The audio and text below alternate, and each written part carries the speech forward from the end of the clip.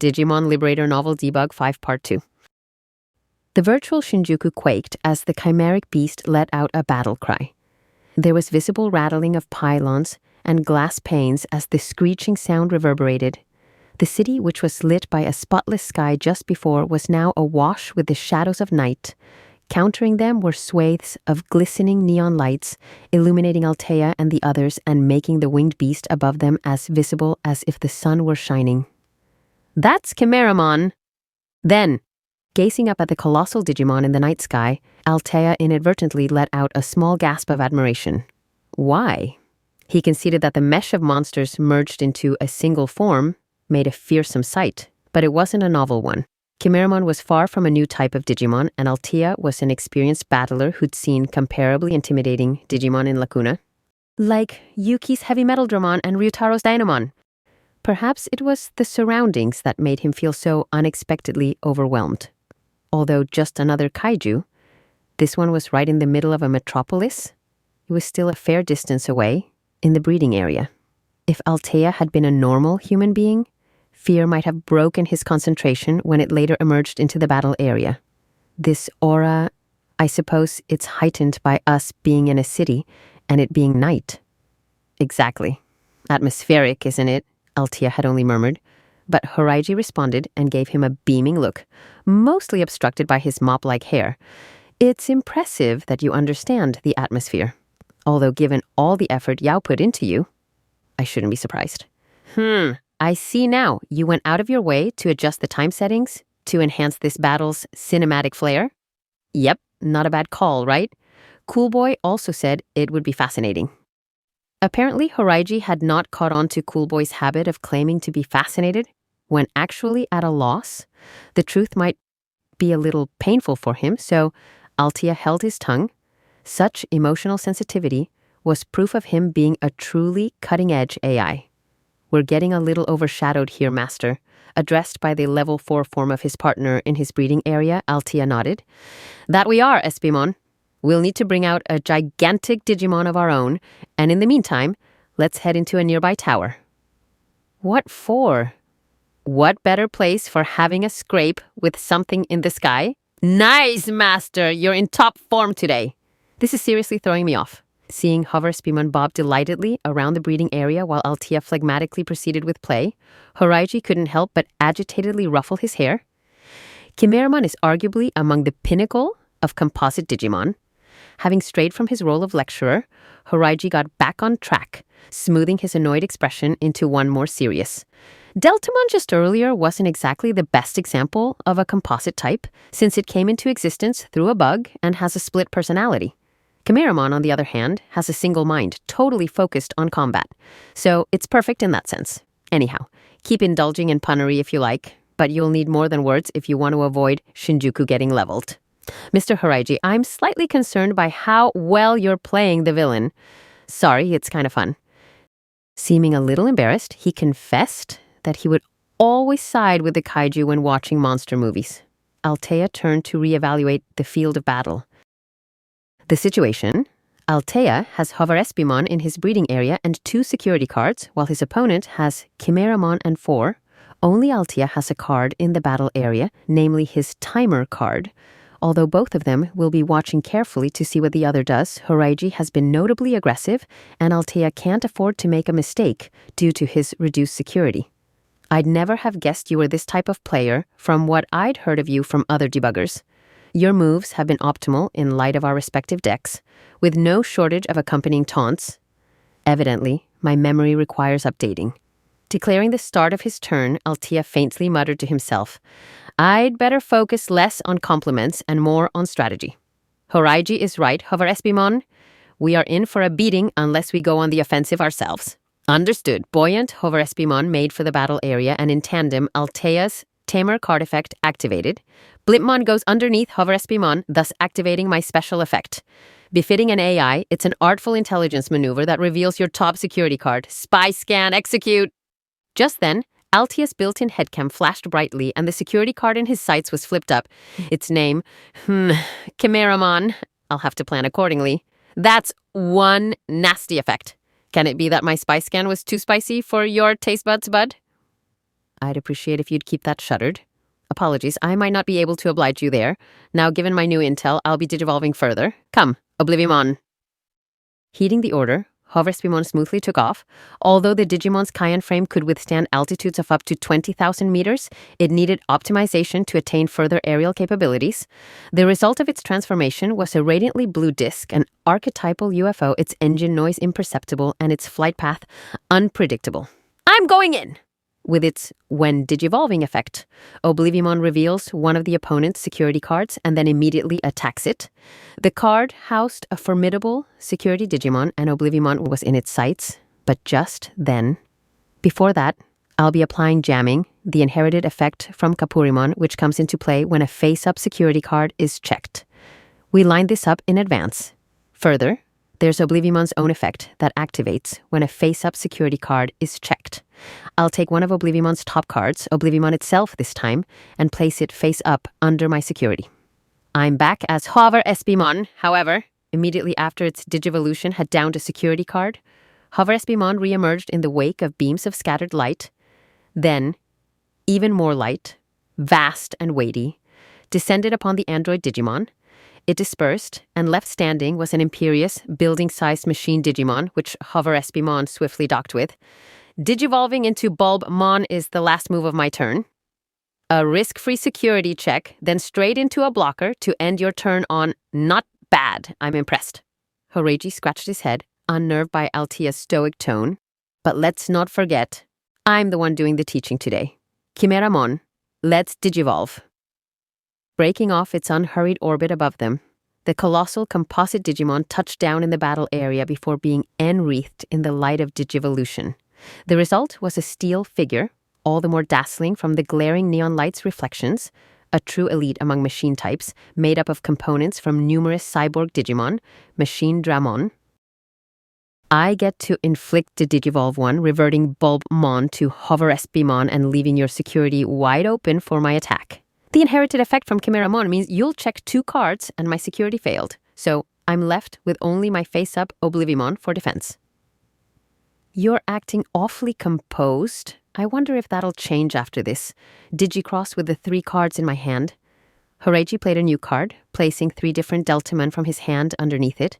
With this, yet another composite beast arrived in Shinjuku. You had a different Chimeramon up your sleeve, I see. Digimon can be combined in lots of ways. Anyhow, I'm not done. I'll use Chimeramon's effect to delete my Machine Dramon and your Hoverspimon. Machine Dramon showed no discomfort as it was deleted by Chimeramon. Both born through the amalgamation of many other Digimon's components, these two are at peace with the notion of becoming components themselves. Now for Machine Dramon's on deletion effect, I can use the Machine Dramon in my trash and Chimeramon to DNA Digivolve. Millenniumon, the absolute pinnacle of composite Digimon capable of tearing even dimensions asunder, toppled the city buildings like they were children's toy blocks. Millenniumon has a when digivolving effect. I send the Bulbmon, Hoverspimon, and Espimon in your trash to the top of your deck and gain 3 memory. I see. Limiting my draws as well as my memory next turn. That's about the size of it. Although a researcher, I'm a debugger too. It wouldn't do for me to get my butt handed to me by our backyard administrator AI. The barb made Altia suddenly pause. How troubling.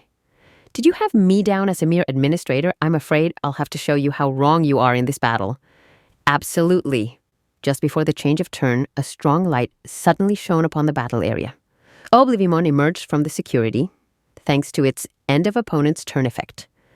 Don't you know how much support my master gives all the debuggers? There's no one else who makes such efforts, reading countless reports and test battle records, studying every day, and trying to get to know everyone as best as possible. It's not fair to go labeling him as just an AI or backyard administrator. Now hold on, Oblivimon. It was ready for a war of words to defend its master, but Altia called out calmly. But master, in battle, one must let their actions speak for themselves. I ask that you lend me your help. You know what to do. Judging from Oblivimon's change in expression and defiant glare at Millenniumon, it appeared that it did indeed know what to do. Right. I'll be ready whenever. Excellent. Then let's commence our offensive operation. Altia's turn began. His tamer card set him to 3 memory and he hatched Kapurimon in his breeding area. I'll be putting Hoverespimon under Oblivimon via the effect of my timer card and then revealing a security card thing. Next, Kapurimon in the breeding area digivolves into Espimon, and to top it off, Oblivimon. Yes! The digivolution you're about to witness is rad as it gets. Behold! Syncing with Oblivimon's declaration of digivolution, a cocoon of intense light encased it. It expanded until even the city lights looked dim by comparison. The resulting Digimon was blue, steely, and as tall as a skyscraper. Invisimon, an unbeatable Goliath, the spitting image of the beloved, heroic defender of humanity from a film Althea had once studied. Let's go! My When Digivolving effect will digivolve to your Millenniumon. With the activation of its When Digivolving effect, Invisimon disappeared. The next moment, it had closed the distance with Millenniumon and readied its fists. When the lightning-fast flurry subsided, its mega adversary was no more. Having de-digivolved into the champion Delta Mon, Horaiji was dumbfounded. You're telling me it has that kind of speed with that gigantic steel body and even stealth? Correct. And the most surprising part is to come. Sounding self-assured, Althea commanded his partner with a gesture. I'm attacking with Invisimon. Accordingly, its effect activates when checking security. Horaiji was the target of Invisimon's next barrage, after which it immediately vanished. I'll be placing Invisimon among my security cards. Oblivimon remains, and I'll digivolve it into Raidenmon. The imposing machine-type substitute arrived. In place of optical camouflage, it had a coat of classic camo colors. Its pattern was not suited to the brightly lit city, but the Digimon's raw mass alone was enough to impart a sense of threat. That makes our security stacks even. Now, to see if I'll be able to close this out, or if you can snatch victory, you would need a Digimon though, which you currently lack. Provoked, Horaiji gave a little glance down at his hand. Actually, I think I've got this. I have Chimeramon, Machine-Dramon, and Millenniumon in my hand, so I can get out the ladder with Digicross, and with its on-play effect, I can get rid of Raidenmon. Then, Althea calmly shook his head. I'm afraid you haven't considered Raidenmon's effect, which lets me keep Oblivimon in play. And at the end of your turn, Invisimon shifts from its defensive role back onto offense. Your last security card will also be revealed. It's game, set, and match, I believe. Fortified yet fluid, invisible yet invincible. Our strategy has been successful in its aim. Only after an ample pause did he emphatically finish. I'd say the towering titan toppled like a toy tower. I'm so sorry, Victorious. Althea and Espimon had brought peace back to Shinjuku and also earned an unexpected apology from Horaiji. It's fine. I don't need an apology. No, it was disgraceful to belittle you on the basis of you being an AI and the garden's caretaker. Forgive me. For a researcher who studies digital life forms, and not only that, but also a fellow debugger, those words were not acceptable. Horaiji perfectly straightened out his hunched back, then bent his body down, making a full right angle at the waist in a deeply apologetic bow. Althea looked at Espimon in bewilderment. Althea had considered the matter settled, since he had already raised his objection to the insult and shown his superior strength in battle. Still, it was a good thing that Horaiji had seriously reflected on his own words and offered an apology. No worries, Mr. Horaiji. Please stand up straight. I take no pleasure in seeing a colleague racked with guilt, so let's put it behind us. I've cooled down as well. All right, thanks. It was a magical phrase, no worries. Having picked it up from Yao, Althea was starting to grasp the value of its vagueness. More importantly, would you care to hear my observations from our battle? Oh, of course. After all, the whole point of this was to help deepen your understanding of composite types. Horaiji scratched his head, still feeling a bit awkward. Your Millenniumon is a being formed through the combination of two composite Digimon, Chimeramon and Machine-Dramon, which in turn are formed from the synthesis of many different Digimon, biological and cyborg respectively. Millenniumon represents the coexistence of the technological and the natural within one entity, and that makes it remarkably similar to the Machinamon we've been dealing with. Right. Mr. Coolboy probably made us battle in order to help you gain that sort of insight. Did you unravel anything else? Althea held his hand to his chin a little hesitantly before muttering as if to himself. I believe Machinamon may not be a composite Digimon after all. Why? Based on intuition? I can explain my reasoning. If you look at, say, Chimeramon or Millenniumon, they're able to exist as composite Digimon with all of their components integrated because they've reached an appropriate level of maturity. Deltamon, on the other hand, which doesn't have unified control of its parts, is still a champion. Right. Then you have Machinamon, only a rookie. And to start with, it's not even clear from where its components originated. Althea nodded in agreement with Espimon, then looked straight at Horaiji. That said, my main reason is indeed intuition. Machinamon seems to me like a Digimon who intrinsically embodies the opposing notions of nature and civilization. If that's true, could they be the result of a mutation? Althea shook his head at Horaiji's suggestion. There are far too many of them for that to be the case. If anything, my feeling is that contrast is at the very core of its being, its defining characteristic. That was the conclusion Althea had ultimately reached about Machinamon. That was the kind of creature it was, despite its defective cybernetics and its cobbled-together appearance. If it's as you say, then its very existence is quite pitiful. This is coming from a composite player? Actually, Gasimon digivolves for me of its own volition. And when in Lacuna, there's no pain at all. As Horaiji said this, a grayish-purple mammal type popped up on the shoulder of his white lab coat. Seeing that there was indeed no sadness in the eyes of the grinning Digimon, Althea felt a little relief. In any case, if we are to continue protecting the Machinamon, it will be a heavy responsibility. It would be wise to do more in-depth research. Absolutely. I trust I can count on your collaboration? Yes, of course. You betcha! Althea exchanged a glance with his enthused partner and gave a little nod. Of course, the research would continue. An AI never ceases to compute after all. Perhaps the research would find a way to reconcile or integrate the natural and artificial sides of Machinamon. If so, the data yielded might also help Althea in his endeavor to build closer relationships with the colleagues he was coming to like so much.